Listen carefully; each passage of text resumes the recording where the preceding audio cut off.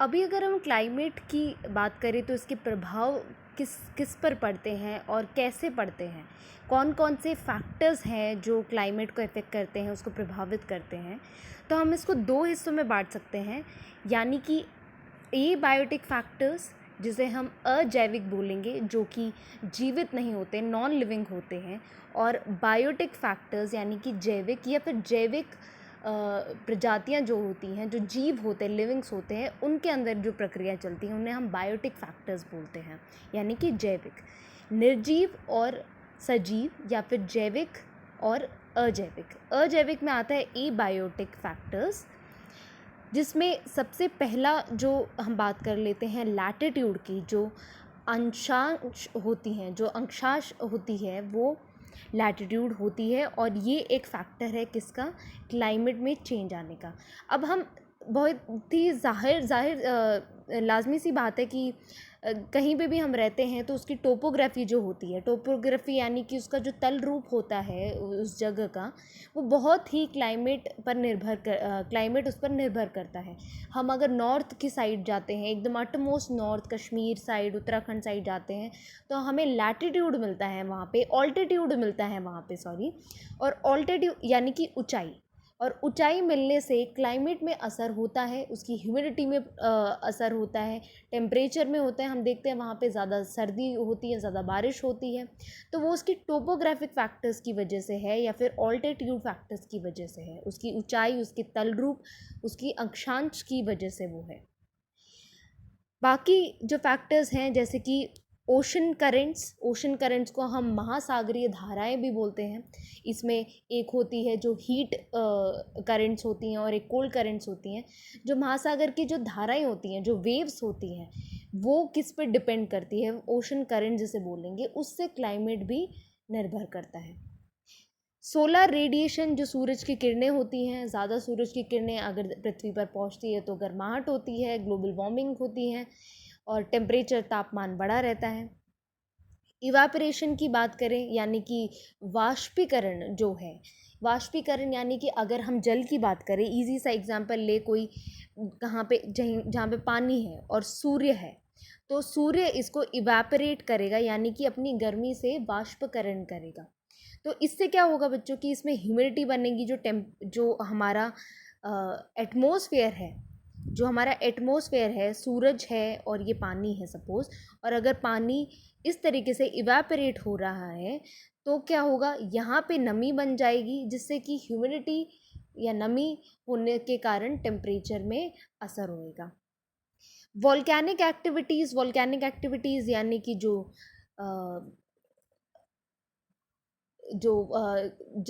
ज्वालामुखी होती है, ज्वालामुखी फटने से जो लावा निकलता है, उससे टेम्परेचर में उसमें गैसेस भी बहुत सारी निकलती हैं, जिसमें one of the greenhouse gases भी निकलती है, carbon dioxide and sulphur oxides. तो ज्वालामुखी के फटने से जो लावा निकलता है वो भी kind of natural air pollution भी बोल सकते हैं हम उसको, जो कि प्राकृतिक है, नेचुरल है। अब हम आते हैं बायोटिक फैक्टर्स पे। तो सबसे पहला जो है हमारा है ट्रांसपिरेशन, जिसे हम स्वेद बोलेंगे या पारसरण बोलेंगे। ट्रांसपिरेशन सभी को मालूम है, छोटी कक्षाओं में हमने पढ़ा है कि ट्रांसपिरेशन का मतलब क्या होता है, कि जो पौधे होते हैं अपनी जड़ों से प्राप्त नमी को जल वाष्प के रूप में अपनी पत्तियों से, स्टोमेटा के थ्रू से, स्टोमेटा यानी कि जो पत्तियों पे छिद्र होते हैं, होल्स होते हैं, वहाँ से क्या करते हैं, वायुमंडल में क्या निकालते हैं, उस जरिए पानी निकालते हैं, अपना जल निकालते हैं। ठीक है, तो इसको हम ट्रांसपिरेशन बोलते हैं। रेस्पिरेशन सभी को मालूम है, रेस्पिरेशन जो श्वास लेने की प्रक्रिया होती है, इससे हम कार्बन डाइऑक्साइड निकालते हैं, जो कि प्राकृतिक रूप है। फोटोसिंथेसिस, जिसे हम प्रकाश संश्लेषण बोलते हैं, इससे पौधे अपना खाना बनाते हैं, ये भी क्लाइमेट पर असर करता है। डीकम्पोजिशन जो हम पढ़ते हैं, डीकम्पोजिशन यानी अपघटन, डीकम्पोजिशन, एक होता है कंपोजिशन, इसको बीच में अगर हम डिवाइड कर दें, देखो जो वोकैब बहुत ज़्यादा ज़रूरी होती है, और कुछ शब्दों का मतलब ना समझ आए तो उन्हें तोड़कर हम ब्रेक कर कर भी समझ सकते हैं। जैसे इसमें डीकम्पोजिशन है, तो डी को अगर हम हटा दें तो कंपोजिशन बचता है, और डी मोस्टली वहाँ निकलता है जहाँ पे हम ब्रेकिंग की बात करते हैं। तो कंपोजिशन मतलब बनना और डीकम्पोजिशन यानी कि टूटना। तो बहुत सारी जो प्रक्रिया होती है, बायोलॉजिकली जो प्रक्रिया होती है, उसमें डीकम्पोजिशन होता है, वो भी क्लाइमेट को प्रभावित करता है। ठीक है, तो ये सब फैक्टर्स थे कुछ क्लाइमेट के जो इफ़ेक्ट करते हैं।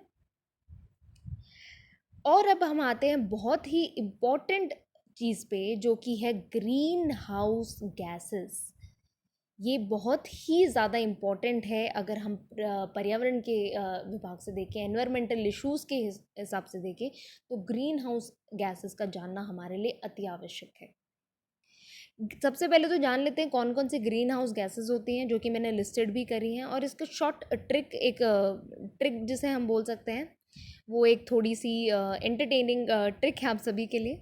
जैसे ओ मीना कल काजल लगाना, या लाना भी बोल सकते हैं। तो मीना ओ मीना कल काजल लगाना, तो इसमें ओ से बनता है ओजोन। ये सब हम बच्चों ग्रीन हाउस गैसेस के बारे में पढ़ रहे हैं। ग्रीन हाउस कौन कौन सी होती हैं उसके बारे में।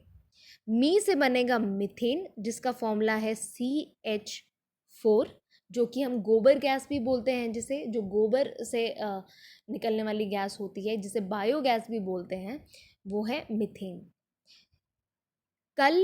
कल से हमारा क्या बन सकता है, क्लोरोफ्लोरोकार्बन। ये लिखा नहीं गया इस पे, आप प्लीज़ इसको नोट डाउन कर लीजिएगा। कल से हो सकता है क्लोरोफ्लोरोकार्बन। ओके, यहाँ पे लिखा है। ना से बनेगा नाइट्रस ऑक्साइड, यानी कि NOx। यहाँ पे X का मतलब क्या है बच्चों? X का मतलब यहाँ पे जो भी कॉन्स्टिट्यूएंट है वो आ सकता है, NO2 आ सकता है, NO3 आ सकता है, तो हम उसकी जगह पे X लगा देते हैं। क्लियर? ऐसे ही हम सल्फ़र पर लगा सकते हैं, सल्फ़र पर हम लगा सकते हैं SOX। तो ये कुछ ग्रीन हाउस गैसेस हैं। जैसे नॉक्स हो गया, जैसे नाइट्रस ऑक्साइड हो गया, मोस्टली ये चिमनी से निकलता है, कोयले के जलने से सल्फ़र निकलता है। और कार्बन डाइऑक्साइड तो सभी को मालूम है कि ये बहुत ही अति महत्वपूर्ण ग्रीन हाउस गैस है।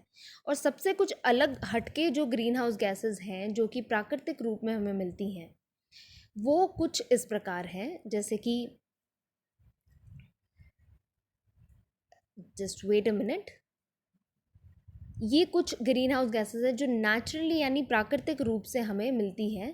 वाटर वेपर, जी हाँ, जो जल वाष्प है, वाटर नहीं लिखेंगे बच्चे, वाटर वेपर लिखेंगे, यानी कि H2O ब्रैकेट में ये जब लग जाता है, यानी कि वेपराइजेशन जो होता है, वेपर। तो वाटर वेपर जो है, इसकी बात हम करेंगे green house, natural greenhouse gases में। कार्बन डाइऑक्साइड, CO2, मीथेन और निट्रस ऑक्साइड, ये चार होती है natural greenhouse gases. Natural का मतलब होता है कि वो धरती पे पहले से ही प्रेजेंट थी और वो यूज़फुल है। ग्रीन हाउस गैसेस बच्चों हमारे लिए विलन नहीं है, वो हमारे लिए क्या है, एक हीरो की तरह काम करता है। लेकिन कुछ भी चीज़ अगर ओवर हो जाती है तो वो खतरनाक होता है, और वही चीज़ हमारे साथ हो रही है, जो कि एक जलवायु परिवर्तन में यानी कि क्लाइमेट चेंज में असर कर रही है। तो ग्रीन हाउस गैसेस के बारे में आपने अभी पढ़ लिया, और ग्रीन हाउस होता क्या है वो हम देख लेते हैं एक बार। कि आप जैसे ये देख पा रहे हैं कि सूरज की किरणें पृथ्वी पर आ रही हैं और टकरा रही हैं, है ना।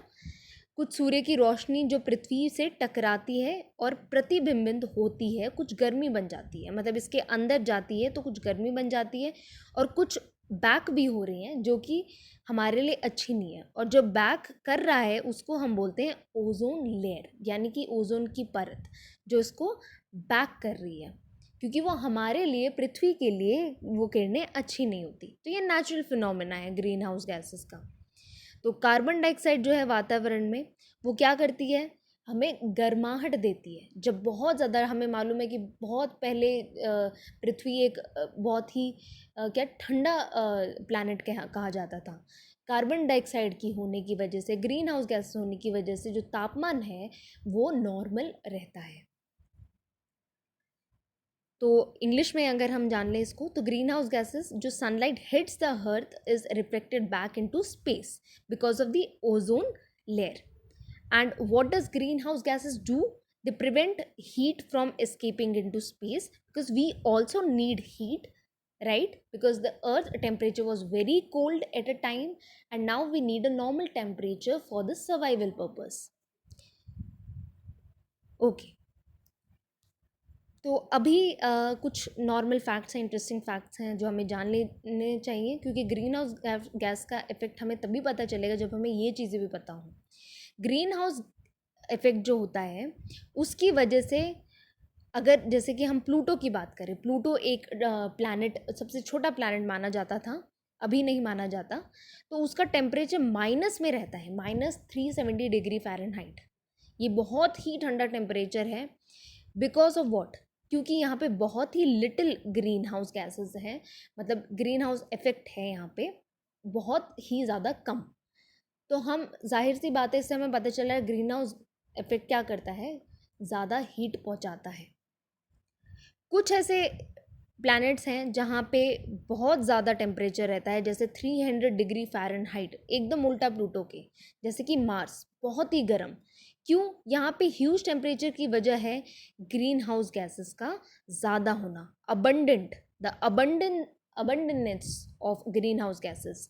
ग्रीन हाउस गैसेस बहुत ज़्यादा होने की वजह से ये क्या है, हॉट होता है ये टेम्परेचर इसका। For example Venus, 855 degree Fahrenheit, this is very very huge temperature, बहुत ही गर्म टेम्परेचर है, in which human beings can not survive. तो अगर हम इस चीज़ को कंसिडर करें तो we are very all right, we are just right, because we have Earth which has normal natural greenhouse gases, but due to human interference, जो हमारी खुद की घटनाओं की वजह से, हमारे इंडस्ट्रियलाइजेशन की वजह से, हमारा नॉट सो केयरिंग नेचर की वजह से to our mother nature, we are facing the greenhouse gases का इफेक्ट्स थ्रू क्लाइमेट चेंज या फिर जलवायु परिवर्तन में। तो साइंटिस्ट का कहना है कि जो ग्रीन हाउस गैसेस हैं वो हमें कोल्ड टेम्परेचर से बचाती हैं। अगर ग्रीन हाउस गैसेस नहीं होती तो हमारा टेम्परेचर ऑलमोस्ट -18 डिग्री सेल्सियस तक होता, which is not so surviving. तो आप सभी को पता चल गया होगा कि क्लाइमेट चेंज किन किन कारणों की वजह से होता है, क्यों होता है, क्लाइमेट चेंज में मेन चीज़ क्या है। And this PDF will be provided to you all, and hope कि हम बहुत ही बेटर एनवायरनमेंट बनाएं अपने लिए और सभी के लिए, and create awareness about these things. Thank you.